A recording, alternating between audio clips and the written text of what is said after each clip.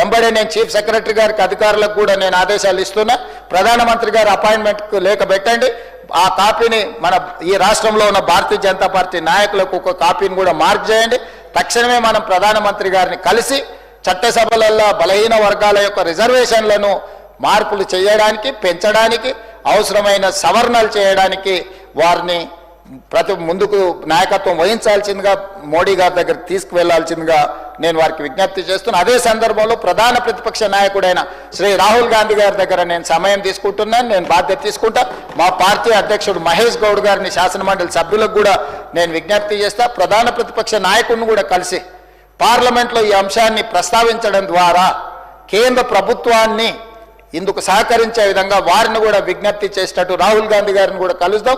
రాహుల్ గాంధీ గారిని కల్పించే బాధ్యత మహేష్ కుమార్ గౌడ్ గారికి, కాంగ్రెస్ పార్టీ అధ్యక్షుడికి నేను సూచన విజ్ఞప్తి చేస్తున్నా. వారిని కూడా సమయం తీసుకోవాల్సిందిగా ఈ అంశాన్ని ఈ పార్లమెంట్ బడ్జెట్ సమావేశాలలోనే దీన్ని ఆమోదించే విధంగా మనందరం కూడా ముందుకు వెళ్దాం అధ్యక్ష. ఎందుకంటే చాలా సంవత్సరాలు, 100 సంవత్సరాల నుంచి వాయిదా పడుతున్న విషయం.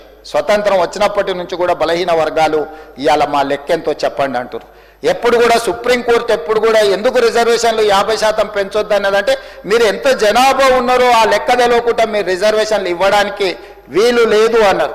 ఈరోజు భారతదేశంలోనే మొట్టమొదటిసారి ఒక స్పష్టంగా పారదర్శకంగా తెలంగాణ రాష్ట్ర ప్రభుత్వం మొదటి రాష్ట్రంగా కులగణన, సామాజిక, ఆర్థిక, అదేవిధంగా ఉపాధి, విద్య, రాజకీయ కుల సర్వేను పారదర్శకంగా ప్రజలందరినీ భాగస్వాములను చేసి ప్రభుత్వం ఒక పకడ్బందీ సర్వే చేసింది, లెక్కలు తెచ్చింది. కాబట్టి ఈ లెక్కలు 100% కరెక్ట్ అధ్యక్ష. సభానాయకుడిగా నేను మాట ఇస్తున్నా, 100% ఈ లెక్క కరెక్టు. ఈరోజు ఈ లెక్కల ప్రకారం 56.36% బలహీన వర్గాల లెక్క తేలింది. ఆ 56.36% ఉన్న బలహీన వర్గాలకు 42% విద్యా ఉద్యోగాలలో, అదేవిధంగా రాజకీయాలలో రిజర్వేషన్లు ఇవ్వాలి అని చెప్పి ఈరోజు తీర్మానం చేస్తున్నాం.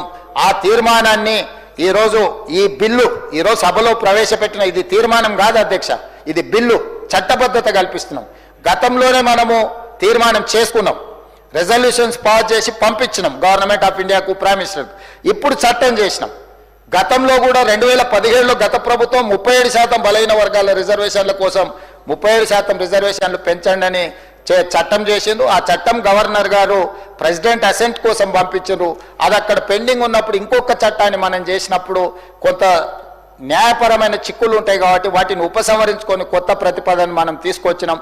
ఈ ప్రతిపాదన ప్రకారం మనం రిజర్వేషన్లు పెంచుకోవాలి.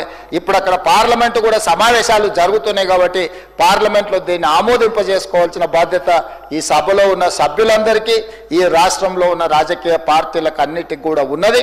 తప్పకుండా దీన్ని సాధించుకుందాం. సాధించుకునే వరకు దీన్ని విశ్రమించేది లేదు. సాధించడానికి అవసరమైన నాయకత్వాన్ని వహించడానికి మేము సిద్ధంగా ఉన్నాం.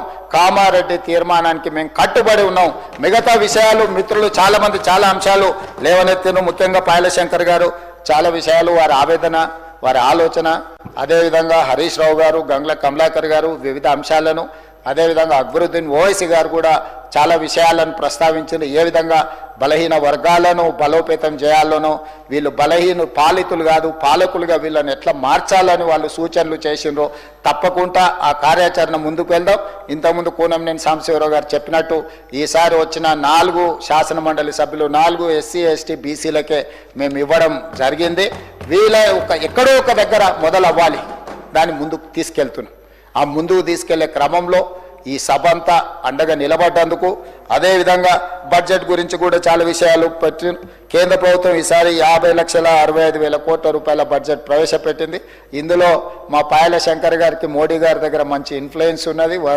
వారు దీంట్లో 56% బలహీన వర్గాలకు ఈ 50,65,000 కోట్ల బడ్జెట్ ఈ సంవత్సరం ఏదైతుందో అందులో కేటాయించేటట్టు పాయల శంకర్ గారు ప్రయత్నం చేయాలి. తెలంగాణ రాష్ట్రానికి కూడా ఎంత వస్తుందో ఆ లెక్క ప్రకారం వాటిని కూడా తెలంగాణ రాష్ట్రానికి ఇప్పించవలసిందిగా కోరుకుంటూ ఈ చర్చలో పాల్గొని ప్రభుత్వానికి అండగా నిలబడ్డ అందరికీ మరొక్కసారి మనస్ఫూర్తిగా ధన్యవాదాలు తెలియజేస్తున్నా అధ్యక్ష. ఇది కీలకమైన అంశం.